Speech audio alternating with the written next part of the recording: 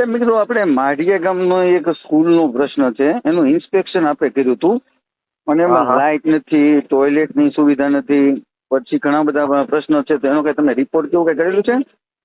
બધું લખીને આપ્યું હતું એને. તો સાહેબ એમાં એને લખીને આપ્યું કેટલો ટાઈમ થયો હશે સાહેબ? એક્શનમાં અમે 3-4 જણા ગયા હતા.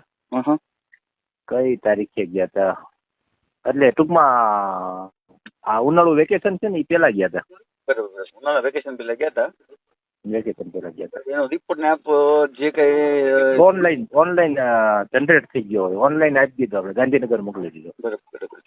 તમારે પેલા અધિકારીના 5 વર્ષથી ત્યાં લાઇટ નો એનો પ્રશ્ન છે, ટોયલેટ નો પ્રશ્ન છે, પછી બધી જ વસ્તુ એને લખીને મોકલ્યું હતું ને એને રૂબરૂ બેસાડીને આપણે વાત કરી હતી. બરોબર છે, પણ એનું હજી કોઈ નિવારણ આવ્યું નથી, બરાબર ને સાહેબ?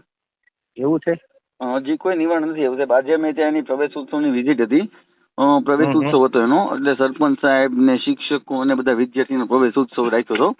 એટલે આજે મેં મીડિયા ત્યાં ગયું હતું, પણ સાહેબ ત્યાં જુઓ તો ટોયલેટ ની સુવિધા નથી, બેન્ચો તૂટી ગઈ છે, પંખા નથી ચાલતા, એટલી બધી અસુવિધા છે ને એની વચ્ચે છોકરા ભણી રહ્યા છે, પાણી પીવાની વ્યવસ્થા નથી. હા, એ બધી જ આપણે વોર્નિંગ આપેલી છે કે વેકેશન ખુલે ને પછી 15 થી 20 દિવસમાં તમે તાત્કાલિક જે સ્વચ્છતાની બાબતના જેટલા પ્રશ્નો છે એ બધા પ્રશ્નો સોલ્વ થઈ જવા જોઈએ. બરોબર. રિપેરિંગ ગ્રાન્ટ છે એ આપતા ઉપરાંત એને SSA માંથી ગ્રાન્ટ આવતી હોય છે. બરોબર. સર્વ શિક્ષા સમગ્ર શિક્ષા અભિયાન હોય ને, સમગ્ર શિક્ષા અભિયાન માંથી હોય છે. બરોબર, એવું હોય છે.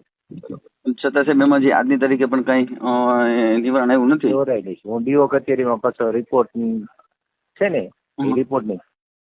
પાકું સાહેબ, થેન્ક યુ સાહેબ. અને આ વસ્તુમાં સુપરવિઝન તરીકે તમે ત્યાં ઉનાળા વેકેશન પહેલા માઢિયા ગયા હતા, બરાબર ને? એનો જે કઈ અધિકારીને તમે ઓનલાઈન રિપોર્ટ સબમિટ કર્યો છે કે અહીંયા આટલી અસુવિધા છે, બરાબર ને સાહેબ? હા, તો ઓનલાઈન રિપોર્ટ સબમિટ કરેલો હોય છે. ઓકે સર, પણ આજની તારીખે પણ હજી કોઈ નિવારણ નથી? ના, હજી સરને વાત કરીશું ને, હજી વિઝિટ ગોઠવવાની થશે ને તો વિઝિટ હજી ગોઠવી દઈશું, જોઈ લઈશું.